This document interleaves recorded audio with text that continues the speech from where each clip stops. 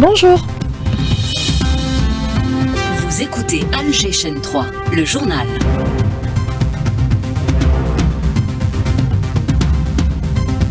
Siham, plaisir de vous retrouver.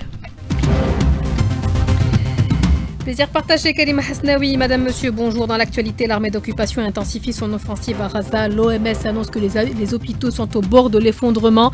Le Conseil de sécurité doit se réunir encore une fois aujourd'hui pour voter un texte réclamant un cessez-le-feu. Jeudi noir en France, le mouvement Bloquons tout mobilise 900 000 manifestants. Les services de sécurité sont sur le qui-vive. Chez nous, dimanche, c'est la rentrée scolaire et universitaire. La logistique nécessaire est mise en place pour réussir ce rendez-vous. Le ministre de l'Intérieur, des collectivités locales et des transports, Saïoud, effectue aujourd'hui une visite à Blida en compagnie du ministre des Ressources en eau, Taha Darbaï. Le Palais de la Culture, Moufdi Zakaria, abrite aujourd'hui les assises du patrimoine arabe à l'ère des conflits et des guerres. C'est les premières du genre. Et puis sport, athlétisme mondiaux de Tokyo, Jamal Sedjati et Slimane Moula seront cet après-midi au départ des demi-finales du 800 mètres.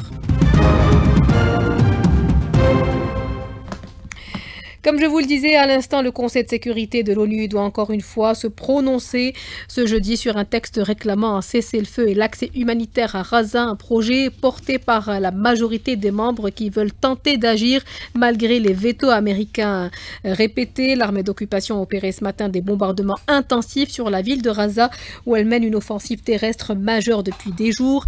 On apprend que l'Espagne va enquêter sur des violations des droits humains à Gaza pour coopérer avec la CPI. Annonce ce jeudi le procureur général, le plus haut magistrat du pays, le procureur plutôt magistrat du parquet dans le pays. Le procureur général de l'État a publié un décret décidant la création d'une équipe de travail chargée d'enquêter sur ces violations.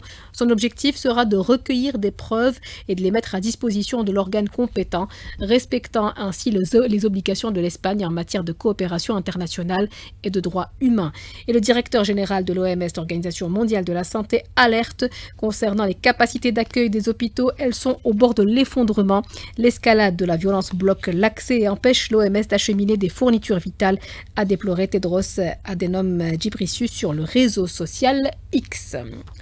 Journée noire en France, écoles et transports perturbés, cortèges massifs, manifestations. Les syndicats ont promis encore une fois de tout bloquer pour peser sur les choix budgétaires du Premier ministre. Nommé la semaine dernière en pleine crise politique, les forces de l'ordre sont sur le qui-vive. Les estimations font état de 900 000 manifestants à travers le pays. La correspondance de Yasmina Fatiha. Dès les premières heures de la matinée, des scènes de tension ont éclaté à Paris et en région, avec plusieurs tentatives de blocage et des opérations escargots dans certaines villes, provoquant des ralentissements importants. Les forces de l'ordre ont procédé à plusieurs dizaines d'interpellations, dont 7 à Paris. Face à cette mobilisation massive, un dispositif de sécurité hors norme a été déployé, le plus important depuis les mouvements des Gilets jaunes en 2019. Plus de 80 000 policiers et gendarmes sont mobilisés, appuyés par 26 véhicules blindés Centaure répartis sur l'ensemble du territoire, ainsi que 10 engins, lanceurs d'eau et des drones. Des mesures préventives comme des fouilles et des contrôles ont également été mises en place dans plusieurs zones sensibles afin d'éviter tout débordement. Les autorités redoutent notamment l'infiltration de groupes d'ultra-gauche au sein des cortèges officiels. Une cellule de crise a été ouverte place Beauvau pour coordonner la gestion de cette journée. Cette mobilisation s'inscrit dans un contexte social tendu, marqué par un fort mécontentement à l'encontre des mesures budgétaires annoncées cet été par l'ancien Premier ministre François Bayrou. Les syndicats dénoncent des politiques qu'ils qualifient de brutales, qui mettent en danger les acquis sociaux et les conditions de vie des Français. Les revendications portent notamment sur l'abrogation de la réforme des retraites, une justice fiscale renforcée et davantage de moyens pour les services publics. Selon un sondage, une majorité de Français se montrent favorables à la contestation en cours, signe d'un mouvement social qui rencontre un large écho auprès de la population. Paris, Camilia Fatiha, Alger chaîne 3. Et on apprend que des manifestants ont envahi le ministère de l'économie et des finances à Paris selon Ouest France. Grève et démonstration de force à travers l'ensemble du territoire français. La paralysie d'aujourd'hui aura de lourdes conséquences, aussi bien au niveau interne qu'à l'international, Kalima Hasnaoui. Le torchon brûle entre organisations syndicales françaises et le pouvoir en place. Au cœur de ce malaise social, la contestation des mesures budgétaires brutales maintenues par le nouveau gouvernement Le Cornu. Éclairage avec François Géré, directeur de l'Institut français d'analyse stratégique. Bien sûr, il s'agit du budget, il s'agit de la rigueur qui est imposée aux catégories sociales les plus défavorisées, avec le refus de prélever des ressources sur les catégories les plus fortunées. Et donc, le problème n'a absolument pas changé de nature. Monsieur Le Cornu est perçu comme un espèce de clone du président Macron qui poursuit la même politique. Cette contestation aura un impact politique assez profond, a affirmé le chef de la file de la France Insoumise, Jean-Luc Mélenchon. Cet échec politique alimente l'opposition, nous dit Hassan Qassimi, politologue. L'échec successif de tous les premiers ministres désignés par Macron sont un peu le résultat de cette absence de majorité au sein de l'Assemblée, aussi du politique, qui soulève bien sûr une opposition qui est à la limite généralisée, s'étendant de l'extrême droite à l'extrême gauche, et qui fait que la situation politique en France est de plus en plus insoutenable. La crise intérieure de la France fragilise la posture internationale d'Emmanuel Macron, nous explique Bedis Renissa, expert en relations internationales. Les partenaires européens aujourd'hui doutent de sa capacité à faire passer des réformes, sa capacité, en tout cas avec ses alliés extra-européens, eux qui s'interrogent notamment sur la solidité de son mandat. Je dirais dans ce contexte, la voix de la France à Bruxelles, à l'OTAN, l'ONU, au Conseil de sécurité, résonne comme une voix affaiblie. Plusieurs secteurs vitaux sont impactés par cette grenouille sociale avec de fortes perturbations dans les transports en commun. 80 à 90% des pharmacies sont fermées selon la Fédération des pharmacies d'officine, alors que 45% des personnels des collèges et des lycées sont en grève aujourd'hui selon le communiqué de la Fédération syndicale unitaire de l'éducation qui dénonce, je cite, un déclassement salarial et la mise à mal de l'école publique. Chez nous, le ministre de l'Intérieur, des collectivités locales et des Transports, Saïd Saïoud, effectue aujourd'hui une visite à Blida en compagnie du ministre des Ressources en eau, Taha Dalbel. Les deux responsables doivent inspecter des projets et s'enquérir des préoccupations des citoyens. C'est la reprise dimanche pour plus de 12 millions d'élèves. Cette rentrée se prépare à la fois dans les foyers, au niveau des établissements scolaires. Nouvelles infrastructures, travaux de réhabilitation, les chantiers lancés cet été sont finalisés. L'exemple à Oran avec Hamza Belmadani, correspondant permanent de la chaîne 3. Le secteur de l'éducation dans la wilaya d'Oran s'est renforcé par un nombre considérable de structures éducatives, d'infrastructures de base et d'équipements de soutien. Ces réalisations contribueront à offrir de nouvelles places pédagogiques dans les nouveaux quartiers et les pôles urbains, ainsi qu'améliorer les conditions de scolarisation des élèves dans les établissements existants. Le directeur de l'éducation de la wilaya, Oublid Abdelkader, a annoncé lors d'une réunion de l'exécutif la réception de 12 groupes scolaires, 4 CEM, 2 lycées, ainsi que 75 salles d'extension pour les 3 cycles, en plus de 54 nouveaux cantines scolaires venant s'ajouter au parc existant afin d'assurer des repas chauds aux élèves. Il est à noter que le nombre total d'élèves dans la wilaya d'Oran s'élève à plus de 451 000, dont près de 220 000 en primaire. Le directeur de l'éducation a indiqué que l'opération de distribution des manuels scolaires vers les établissements a débuté en mars dernier et s'est achevée en juillet. Le nombre de livres distribués a atteint près de 1,4 million d'exemplaires. De plus, 48 points de vente ont été ouverts auprès de librairies privées agréées, ainsi que 2 centres de l'Office national des publications scolaires, l'un à Oran et l'autre à Hassibounif. D'Oran, Mohamed Hamza Belmadani, Alger, chaîne 3.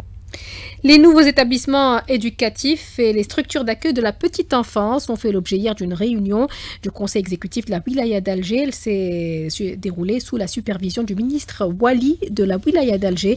Mohamed Abdelnour Rabhi indique un communiqué des services de la wilaya. Le Wali a donné des instructions en vue de poursuivre les opérations de nettoyage des abords extérieurs des établissements afin d'assurer les meilleures conditions aux élèves. La santé scolaire joue un rôle essentiel dans le bien-être des élèves. Les directions de la santé ont préparé les équipes prêtes à se déployer dans les écoles. L'exemple à Skikda avec Mohamed Tahar Saïd Hissani. À l'occasion de la rentrée scolaire 2025-2026, la direction de la santé de la population du Skikda rappelle l'importance de la prévention et du suivi médical en milieu scolaire. Larbiz Rouri, le directeur de la santé de la wilaya de Skikda. La direction de la santé et de la population de la wilaya de Skikda assure à travers ses 48 unités de dépistage et de suivi la prise en charge de plus de 270 000 élèves. Ces structures sont animées par des équipes pluridisciplinaires composées de 63 médecins, 54 chirurgiens dentistes, 53 psychologues et 92 paramédicaux mobilisés au service de la santé de nos enfants. Les principales missions de ces unités portent tout d'abord sur le dépistage et la prise en charge des maladies relevant de la médecine générale, de la santé bucco-dentaire et de la santé mentale. La vaccination scolaire, le contrôle sanitaire en matière d'hygiène et de salubrité des établissements et enfin la couverture sanitaire des examens de fin de cycle. À l'occasion de la Semaine nationale de la santé scolaire, du 21 au 25 septembre, un programme de sensibilisation sera mené dans les établissements avec un accent particulier sur la lutte contre les addictions, le tabagisme, l'obésité et les comportements à risque, en ciblant en priorité les lycéens. Skikda, Mohamed Tahar Hissani pour la chaîne 3. De la rentrée scolaire et universitaire, les stagiaires de la formation professionnelle, eux, ont encore quelques jours de vacances. Les indécis peuvent visiter le salon de la formation professionnelle de Tizi Ouzou pour choisir une spécialité. Mohamed Haouchin.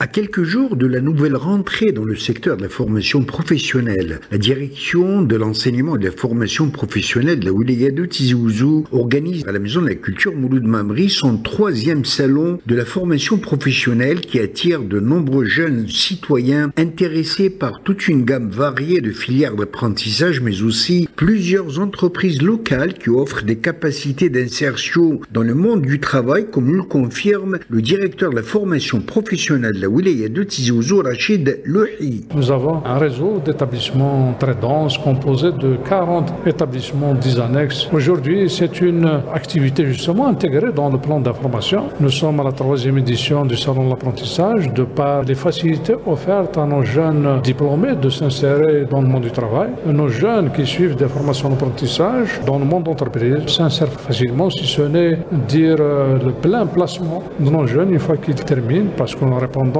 aux exigences de l'employeur, cet employeur qui contribue pleinement à cet effort de formation et nous, on intervient pour lui assurer des cours théoriques, technologiques communs de la spécialité. Il est à rappeler que la campagne d'information destinée aux futurs stagiaires s'étalera jusqu'au 28 septembre à travers toute la wilaya et la prochaine rentrée est fixée au 5 octobre. Tizi Ouzou, Mohamed Haouchin pour Alger 3. Éducation nationale, enseignement supérieur et formation professionnelle, des secteurs étroitement liés. L'idéal serait donc de les interconnecter via un système d'information unique. C'est la proposition de Jalal Bouabdallah, expert en transformation numérique et cybersécurité. Il répondait aux questions de Nesrine Dahmoun dans l'invité du jour. Interconnecter les établissements scolaires, standardiser un système d'information partout au niveau de tous ces établissements, donc un seul système d'information où tout le monde va se connecter, où monsieur le ministre de l'éducation, ou monsieur le ministre de l'enseignement supérieur, ou madame la ministre de la formation professionnelle peut avoir accès aux insights, aux informations à tout moment pour qu'on puisse suivre. Si on interconnecte et on met en place un système d'information, après bien sûr quand on parle interconnexion et système d'information, bien sûr il y a d'autres aspects, sécurité, les équipements et ainsi de suite. Donc pour moi c'est quelque chose de très très important. Et puis il y a quelque chose qui peut se faire en parallèle aussi, c'est que généraliser, travailler avec ceux qui créent du contenu, qui créent de ces supports de cours et intégrer aujourd'hui le digital et l'utilisation du numérique dans les cours aujourd'hui qu'on est en train de faire parvenir à nos élèves ou à nos apprenants. L'Algérie appelle à accélérer l'élaboration d'une position africaine commune face aux défis climatiques et en Afrique plutôt. Proposition formulée lors de la réunion du Conseil africain de paix et de sécurité sous la présidence de la République d'Angola consacrée à la relation entre le changement climatique, la paix et la sécurité en Afrique.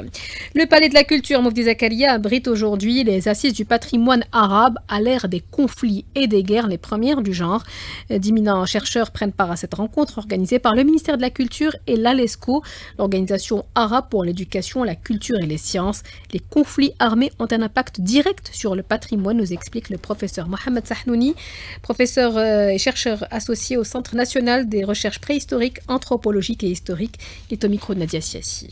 Évidemment, le patrimoine est très important, c'est la mémoire collective d'une nation, d'un pays. Et ces assises ils vont discuter sur les menaces qui pèsent sur le patrimoine dans les pays arabes et tout ce qui se passe actuellement à Gaza. Et donc cette rencontre, elle est organisée pour qu'ils discutent ces menaces. Donc mes recherches sont focalisées beaucoup plus sur les premières, disons, émergences de la culture, présence humaine en Algérie, en Afrique du Nord. Je vais parler des premières disons, manifestations culturelles dans le monde arabe, en Afrique du Nord, et pour montrer un petit peu la profondeur historique du patrimoine algérien et arabe en général, qui est très profond et qui remonte à 10 millions d'années.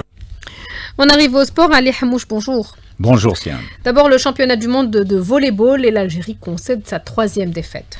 3 matchs, 3 défaites pour la sélection nationale senior messieurs au championnat du monde de volleyball qui se déroule à Manille aux Philippines. Ce matin, la sélection algérienne de volleyball s'est inclinée face à la Belgique 3-7-0, 25-22, 25-20, 25-12 en match comptant pour la 3e et dernière journée du groupe F de la phase de poule. Sur ce match, on écoute l'attaquant de la sélection nationale, Sidi Mohamed Jaber Dor.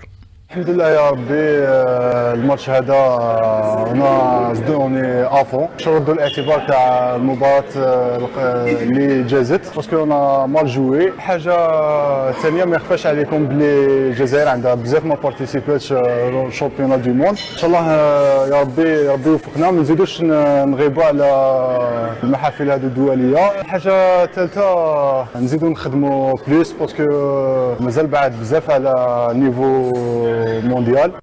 L'objectif donc est clair pour la sélection nationale, à savoir ne plus rater ses rendez-vous à l'international. Et on rappellera que le 6 algérien avait été battu par le champion du monde, l'Italie et l'Ukraine sur le même score 3-7-0. Championnat du monde d'athlétisme, cette fois-ci, Sedjati et Moula seront cet après-midi au départ des demi-finales du 800 mètres. En effet, dans moins d'une heure, Jamal Sedjati et Slimane Moula seront donc au départ des demi-finales du 800 mètres des mondiaux d'athlétisme de Tokyo. Les détails avec Melik Louhana. Jamel Sedjati sera dans la première demi-finale en compagnie du champion du monde, le Canadien Marco Arop, à partir de 13h45 heure algérienne. Quant à Slimane Moula, il sera en départ de la deuxième demi-finale à partir de 13h53. Le mode de qualification est simple, il faudra être parmi les 2 premiers ou bien être parmi les 2 meilleurs temps pour prétendre à la finale prévue le samedi 20 septembre à 14h20 heure algérienne. Et en ce qui concerne le détenteur du record national du triple saut, Yasser Triki, s'est brillamment qualifié pour la finale du concours mondial en réalisant tout simplement la meilleure performance des qualifications avec un triple bond mesuré à 17,26 m dès son premier essai, ce qui lui a permis de quitter rapidement le concours de qualification puisque la marque de passage en finale était de 17,10 m. Et cette Triki se met donc légitimement dans la peau d'un favori au podium final, lui qui a terminé en 5e position des derniers mondiaux de Budapest. Et la finale est prévue ce vendredi à partir de 12h50 heure algérienne. On enchaîne avec le basketball. Les filles du GS Cosider disputent cet après-midi leur 6e match au championnat arabe. Les basketteuses du groupement sportif de Cosider affronteront ce jeudi à 15h heure algérienne la formation jordanienne d'El Fahis pour le compte de la 6e journée du championnat arabe féminin de basket qui se déroule en Arabie Saoudite. C'est une mission rachat pour les filles du GS Cosider après leur première défaite concédée mardi devant les Saoudiennes d'El Oula. L'enjeu de cette rencontre pour Cosider sera également de remporter marqué un succès qui lui permettra de disputer la finale de ce championnat arabe qui se joue sous forme d'un tournoi. Sur ce match, on va écouter l'entraîneur de Koussida, Mohamed Bouldreur, contacté par Rostam Yahya Sherif. Fahis de Jordanie, c'est une équipe solide, habituée à jouer ce type de compétition. C'est un adversaire très difficile à manœuvrer. Nous abordons ce match avec détermination et ambition. Les joueurs savent l'importance de ce rendez-vous et nous allons tout donner pour décrocher la victoire, Inch'Allah. Et on rappellera CM que le JS Koussida avait enchaîné 4 victoires de suite face aux Koweïtiennes d'El Qarin, Al Fatat SC, Al Hala du Bahreïn et le Sharjah des Émirats Arabes Unis.